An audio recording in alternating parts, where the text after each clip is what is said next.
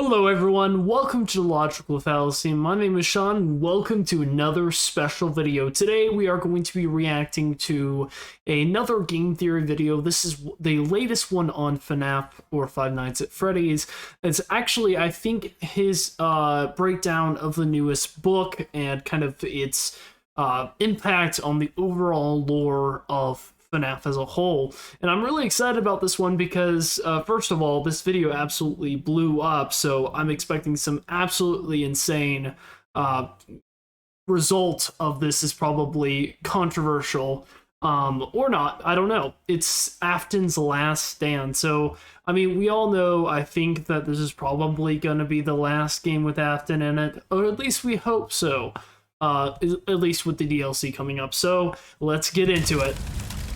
Oh, it's over! It is finally over! Every video starts like this. Is finally dead and buried. The Fazbear Frights book series. 12 books, 36 stories, 2,912 pages. Yeah, you bet I counted each and every page of that thing. That's a lot of book. Or do I have to waste my nights reading page after page after page of tepid, warmed-over horror for the tiniest scrap of lore? No more will I be forced to try and convince you that the books are important tools for solving the games, actually, guys. And no more will I have to write the words Fazgoo WTF into my notes. I get to go back to being a gaming channel again, unless, of course, I want to read these 7 Hello Neighbor books. No. Why would you do that to yourself? All I have to do now is wait for Security Breach DLC to roll out and, No! It never ends, does it? Poor MatPat. Hello, is Internet. Welcome to Game truly Theory. MatPat is Afton in Ultimate Custom Night. He just hurts me to say that, has to suffer for all eternity. Is a thing that apparently exists. The first book came out a month ago, and there are now 3 more due before the end of the year. How is it possible to write so many books? One on Dude, Moondrop. That's the hustle, but looks interesting. Just spend a little less time on your literature empire and a little more time making a game with a cohesive narrative. Not really his fault, though. Use the time to release more Funko Pops. You know, all those essential characters to the franchise, like Radioactive Glow Foxy. I just can't. Regardless of my feelings about the books, one thing I will say is that they've led to some of our most important theories to date. So, despite my better judgment, I read the new one, so you guys at home don't have to. And I gotta say, I was surprised. This thing is a roller coaster ride. In this singular book, you have one emotional gut punch of a story that's probably the best in the entire FNAF series, one incredibly gruesome story where people are physically being ripped apart by Glamrock Bonnie, and one where the entire world dies of cancer because a girl wanted to play FNAF AR. That last one, by the way, is barely an exaggeration of the actual story. A girl goes to the Pizzaplex and hops into an augmented reality machine which causes everyone else in the entire world to develop cancer and also give birth to translucent goo babies that eventually swallow the girl whole. This is a product that really exists in the FNAF canon. It's likely that what's really happening in this story is that she's trapped in the AR machine and all of this is happening inside the prison of her own mind. But let me just say that the story leaves it very vague. Anyway, I just saved you 80 pages of reading stories about kids dying of cancer. You're welcome. So in the aftermath of all of this, I've rummaged back through the old box of theories to come up with 3 mini theories for you to chew on. 2 that clarify major points from Security Breach, and 1 that gives us an idea of where the game's DLC is gonna take us next. Hey, I'm excited. Let's go. Covering lore. So much lore. Game lore, book lore, real lore. Feed it into my brain, MatPat. Your brain has room for. So get ready there, Laura Croft. Today we've got ourselves 3 theories of Freddy's. Let's motivate this episode with a controlled shock. Theory number 1, Security Breach's animatronics aren't possessed except for Freddy. Maybe some people already thought of this, maybe have never really questioned it, but if I'm right, this would be a huge deal because it would be the first time in the series that the main animatronics don't have spirits inside of them. This was something that really stuck with me after our last episode on the Blob, and I feel my only contention against that is that it's very clear that the animatronics have very distinct personalities and also are able to operate outside of what seems to be their normal limitations. Like, they have their own personalities. I don't understand how someone could engineer that. AI isn't that powerful. Figured we should probably discuss smart. it here, so let me take you through my thinking. First, consider this. Who would be possessing these animatronics at this point in the series? Security breach takes place after the FNAF 6 fire, a fire that, as we spoke about last time, worked as Henry intended. As a quick reminder, Henry set the fire to purge all the remaining spirits out of Molten Freddy and Scrap Baby, and he was successful in his project. They're gone now. That's why the puppet mask inside the blob has no more tears, and why Baby's eyes are all extinguished. What Henry didn't account for, though, was agony. The way I see it, the blob is a collection of agony that lingers on inside the older models of suits and endoskeletons. The rage that remains even after the spirits pass on. So if I'm truly right about that, all those past victims have been laid to rest. They're gone. They're removed from the franchise, off the lore table. So if not them, then what spirits would be inside the rock stars? And potentially maybe that's what the book series is kind of trying to set up, is kind of explaining that, because I don't know, it doesn't make sense for the franchise to not explain, like,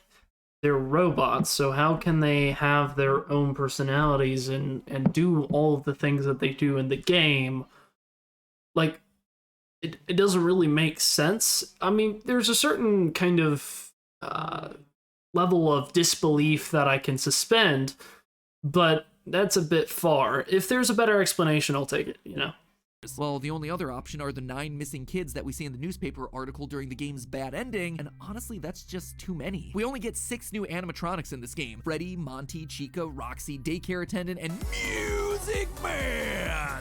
It's been too long. Unless you're I mean, it's potential that Moondrop and Sun are 2 different possessed animatronics. Like 2 different sides. I mean, that's a big possibility, and you're not thinking about the fact that like multiple of the endoskeletons also act strangely throughout the game. So I mean, it's quite possible that they're just like possessing all of the exoskeletons, which there are a lot more than 10 for that one. So I had an excuse to do that. I suppose you could say that there were 7 if you count the 2 sides of the daycare attendant. Okay. But still, that is 2 spirits short. But you don't have to take my word for it. The game outright tells us this itself. About a month ago, Reddit user Seriously Unserious posted a big research doc breaking down the opening cutscene of the game from the perspective of a computer expert. This was research that they were doing for a video on the Rye Toast channel, which, shout out to a fellow FNAF theorist, love your cat by the way. If you've never heard of Rye Toast, go check him out. I mean, when you got thumbnails like this, you know that this is a channel coming from a great creator with some really smart stuff to say. Anyway, in his Reddit post, Seriously Unserious looks at the glitch trap virus for exactly what it is, a computer virus, going into the specific details of how viruses work and seeing how it affects Glamrock Freddy. You see, computer viruses don't live independently within a system. They have to be attached to something, usually a file or a program, and when said program runs, that triggers the virus and allows it to run. And believe it or not, but we actually watch this process happen at the very beginning of Security Breach. Notice how when we're looking through Glamrock Freddy's HUD, we get a glimpse that he's in show mode. There's an integrity bar and we get a line that says test run. Also, you'll notice the command line interface here where the primary folder is named System32, which has always been associated with the 32-bit version of Windows. Okay. In other words, Freddy and the other animatronics are PC Master Race, baby! But as we all know, very shortly into Freddy's performance, he stops dancing and begins to glitch out when he gets triggered by a child that's out in the audience. That's what we've covered in the past. But one thing that we've never done is look through these 5 seconds at a quarter speed to actually watch the cascade of events playing out that ultimately result in Freddy's crash. Inside the System32 folder, Freddy runs a program named Git568. We also see this happen in the code when the command line Heat869 pops up, heat vision or thermal vision. So it would seem like the Git program is telling Freddy to scan the audience and look for a kid to potentially grab. Eventually, there's a second command line which loads in some other programs and runs tests. All of these tests come back with a negative result, except for the last one, which receives a Y. Interesting. Yes, and that's when the program starts to crash. At the same time, Freddy supposedly finds Gregory in the crowd. This then prompts Freddy's program to define rule X. Looks like the code is searching for what it's supposed to do in a situation like this. We don't know what that rule is, but we do know that the next step is to return warning 79, which is when we see the word warning pop up in the HUD. Freddy then goes into overdrive and the whole thing aborts. It tries to init task, initialize a new task, but this is met with a void response. Interesting, so there's like a whole communication here. The next line then tells us Alec overload, which shows the virus trying to reallocate resources in Freddy's memory, but there's an insufficient amount, which causes SW.failure and Freddy crashing to the ground. After that, he's booted up into safe mode, which is a way to boot up a system that uses only the bare essential programs. Get it? Bare. because he's a bear. You'll notice okay, that I caught on to that one. That was pretty good. The rest of the game, which tells us that the glitch trap virus is actually housed as a part of show mode. It's a non-essential program. This is why Freddy's in the clear for the remainder of the game, but the other animatronics are suddenly in Kill Gregory mode because once the show's done, the glitch trap activates. It's funny, but in a poetic twist, the glitch trap virus caused Freddy to glitch, crashed him out of show mode, which in turn rendered glitch trap unable to corrupt his system. Oh, it's unfortunate. only after the corrupted parts of the other animatronics are added to Freddy that we finally see glitch trap able to get a stronger hold over his system. But let's go back to that allocation overload that prompted Freddy's crash in the first place. Normally, this is caused by a lack of CPU or RAM, but why would it crash inside of Freddy and not any of the other animatronics? What else could be taking up the valuable disk space inside of Freddy? Well, how about the soul of Michael Afton? Why else would Freddy suddenly not have enough resources Seems to a make bit... all the other animatronics work fine? It's because he has something inside of him that they don't. The spirit of someone else. A spirit that starts to show activity once he sees... Okay, but map out. We gotta talk. So I've watched your other theories. I know them. You know, I'm well versed. Maybe not that far. I won't go that far. But how did Michael Afton get there? I don't know. Maybe I missed the explanation, or maybe I forgot. But are we saying that the mall was being built the same time as, like, I guess, okay, so you could say the blob could be the explanation. Okay, I think that was the explanation, basically, that the blob existed, was just like sitting there, and then somehow Michael Afton's spirit connected to that, to the agony, and then broke free, possessing one of the animatronics. But then here's another thing. Why couldn't the other animatronics do that either, if that truly is the case? Like, what made Michael Afton special to do that?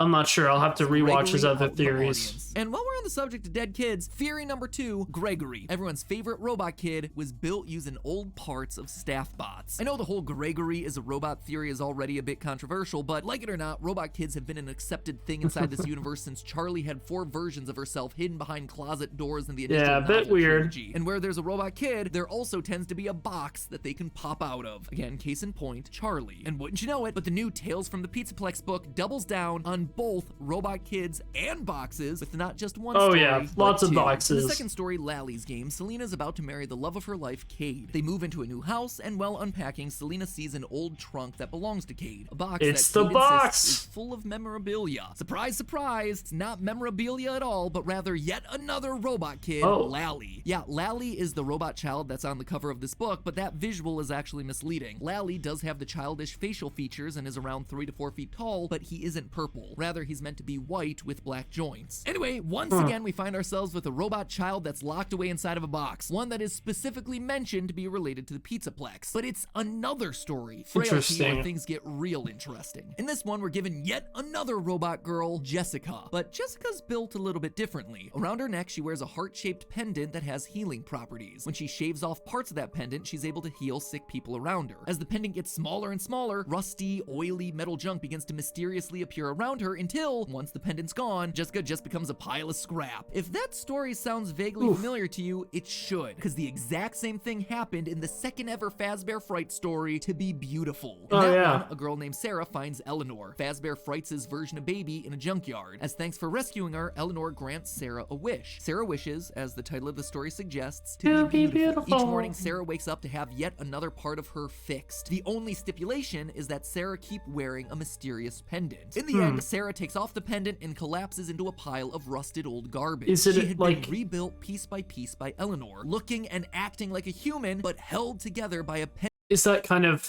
reinforcing Matt Pat's theory that he presented a while back, actually, I think a few years ago, where he basically said that, like, Baby was going to have a huge part in the FNAF. Now, obviously, that was wrong to a degree, but maybe this is saying that maybe that is going to be in the DLC. Potentially, I don't know if that's where he's getting to, where basically, like, this story is reinforcing baby's presence? I don't know. Pendant made of remnant. Until the pendant came off, the illusion was broken and she turned back into trash. Jessica, in this new book, appears to be yet another victim of Baby's scheme. However, there's more to Frailty than just human-looking metal, because I don't think Jessica is just made out of any old junk. I think she's made out of very special junk. At the very start of the story, we get this line, quote, Jessica pushed the wet mop across the hospital floor, to and fro, to and fro. She remembered that saying from somewhere before, she just didn't remember from where. Something from the past. Now alone, this wouldn't amount to all that much, but this forgotten memory of pushing a mop to and fro is repeated 3 other times throughout the story. It's one of those weird details that goes completely unexplained, has no actual bearing on the plot, but feels important because it's repeated so many times and is so oddly specific. We do eventually learn that Jessica's aware of her current state as a heap of junk held together by a magic pendant, and that it's all tied to a decision that she made sometime in her past when she was a normal kid with a normal life, but this specific memory about a mop? Nothing. She has memories of her past, sure, but is it the same girl? Mop? Yeah, she has no idea where it's coming from, which is why I suspect it's not her memory. Instead, I think it's coming from the memory of these guys, the staff bots in Security Breach. We have a number of mopping staff bots throughout the facility, all programmed to move their mops to and fro, just like Jessica. Now, we know that Jessica's made out of junk. I'm not suggesting that she's just a staff bot in disguise or something, but we also know that there's a lot of broken and discarded staff bots underneath the Pizzaplex, and the Pizzaplex is mentioned in the story Frailty. So what if Eleanor uses parts of these broken down staff bots as part of the junk to recreate Jessica, and the memory inside its metal has mixed with Jessica's own memories? Well, it would explain why she remembers the phrase, but not where it comes from. It would also explain a lot about Gregory's robotic origins. Now, that admittedly seems like a stretch, but stick with me. During our initial playthrough of Security Breach, I called out the strange presence of staff bots in 2 major secret rooms. First, staff bots are either mangled or fully dismantled in the secret daycare room. A lot of staff bots. I remember this.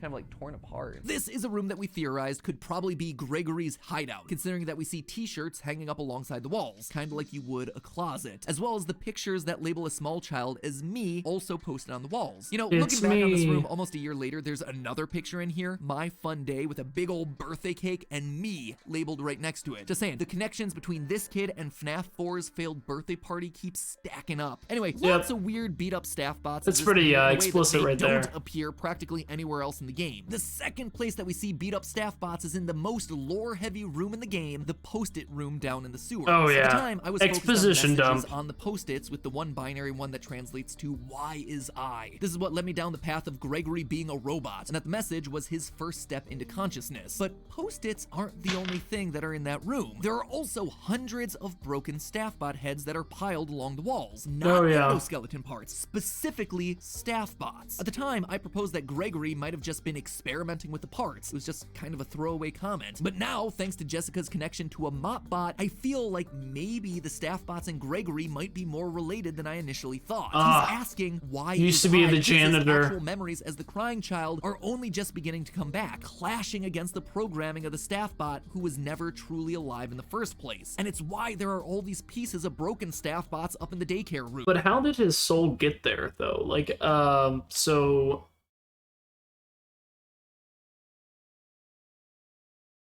I don't know. Gosh, such a complicated part. Gregory being a robot is like, it makes sense, but it also doesn't make any sense whatsoever. Like the fact that, how did the crying child get here, get to this place? I mean, I don't know, potentially there could be like a roundabout like answer where, I don't know, where has his soul been all of this time, and at what point did he really die? If he needs a repair, he can just use those parts because they're exactly what he's made from. Gregory has been pieced together with the parts of broken staff bots. All we need now to prove it is the heart-shaped pendant that lies underneath his striped shirt, which means it's time we talk about the other child we see in Security Breach. Theory number 3, the Security Breach DLC will be the official end of the Afton saga. I always come back. No. Nope, not this time, my friend. I feel real confident about this one. Okay. How do I know? Well, it all comes back to Color. Color has always been hugely important to the franchise. Slightly confusing at times, but important nonetheless. So rather than looking at the poster from hidden eyes up in the corners or trying to figure out why Gregory might be on a computer monitor, I instead wanted to bring your attention to 2 specific color clues that have been given through this poster. First of all, the title. Take a look at that new logo we got. Ruin. Security Breach Ruin. Security Breach, it's as in you'd purple. expect, is just the main game logo, but Ruin is purple. Well, this franchise is known for its use of bright colors, especially in the neon pizzaplex. Purple is always reserved for the Aftons. Obviously, both William and Michael are purple. In the Princess Quest ending, both Vanessa and Gregory are purple. Burntrap's room is purple, and so are his eyes. Purple is Afton's color. And so with a purple logo it looks good on him. Filled with purple lights, I have a feeling that what I predicted at the end of my last theory might come to pass. With Afton being absorbed by the blob, he's gonna take control of it, and it'll be up to us to put an end to him once and for all. I mean, it kind of makes sense. We've used fire 3 times at this point, and it's never once worked, so what else can we do? Well, we can use the girl on the poster. When I first looked at the poster, I knew that there was something fishy about her. This is weird. Why'd you turn black and white? That's too suspicious. You don't color in one part of your asset and then leave the rest of it black and white. First of all, let's take a look at the only color that we have to work with here, the shoes. Those lights are pinky red, the same as the pink top of Elizabeth Afton, a little girl who happens to be close to Gregory's age. The girl in the poster also has pale hair, which would imply that it's blonde rather than brunette. There are definitely some level of physical similarities here, but Elizabeth, just like every other kid in this franchise, is dead. She got herself scooped by babies, so it can't possibly be her, right? Or can it? I suspect that the black and white palette may be just more than hiding her identity, but also informing us to how she's gonna be here in the first place. In media, making something black and white usually implies that it's something from the past, maybe before color television, or just remembering something like Christopher Nolan's Memento. Elizabeth being in black and white while the rest of the image is fully in color suggests that she is, in some way, a memory from the past. Now, I theorized last time that to beat Afton and his agony, you'd have to do what the Stitch Wraith did back in Fazbear Frights. You'd have to go inside his mind, find the good memories within the agony, and make the good memories stronger, essentially trapping the person within the happy memories to help the agony disappear. So if this is Elizabeth, well, then that's probably why she's in black and white. She's a construct of when she was alive in Afton's memories. In the end, we might not be exploring the real ruins of the Pizzaplex in the DLC, but rather the ruins of Afton's own mind. A jumbled mix of rage and sadness, pizzerias spread across time and space, a life that has fallen to ruin. I think that would be really poetic, I think, honestly, like just having that kind of ending where we get to talk more about the person that is Afton rather than kind of this villainous monster who we've kind of grown to see. And I'm obviously, like, you know, seeing it in that way, like him getting his comeuppance, but also being able to rest at peace finally, because I feel like that's the only way this is going to end is for him to like be redeemed somehow. So it kind of makes sense. An exploration of every other key point in the timeline of these games, as we, the memory of Elizabeth, try to put our father to rest once and for all. And honestly, it makes sense for the narrative at this point. Afton was absorbed by the blob. The blob is a collection of anger from all of his past victims. For the first time, the two are truly interacting, fusing together. It's the narrative excuse to bring killer and killed together to explore the memories of those moments and finally give everyone peace. Or revenge, one of the two. So there you have it, Steel Wool. I wrote your ending for you. You forced Afton upon us in Security Breach when we all thought he was gone, so you might as well do him some justice and give him the ending he deserves. I mean, it makes sense. This is the end of Burntrap and the Blob, closing the book on the Afton saga for good, allowing for a fresh start in the next project, because it's finally time to give the fans what they really want, an AR game that curses the world into a debilitating illness and turns babies into Faz goo. You know what? On second thought, maybe we just don't adapt that story for the games. Yeah. But hey, that's just a theory. Let's not do that. Game theories. Thanks for watching. That was really good. I really enjoyed that. I thought that explained several things pretty clearly. I still have a ton of questions, obviously. But thank you guys so much for watching with me. That was awesome. But thank you guys, and please go like, subscribe, and comment below what you guys thought about this. But also please check out the original video. If you haven't already, you know, go support MatPat. You know, just absolutely the time he put in this video. Some good theories, some good stuff here. Overall, my thoughts, half and half. Like, some things I'm like, oh, that's pretty cool. I'm a bit iffy on the first two. I think I really lean more into the third. But overall, it's pretty good. But thank you guys so much for watching. I hope you have a great rest of your day, and I'll see you guys next time.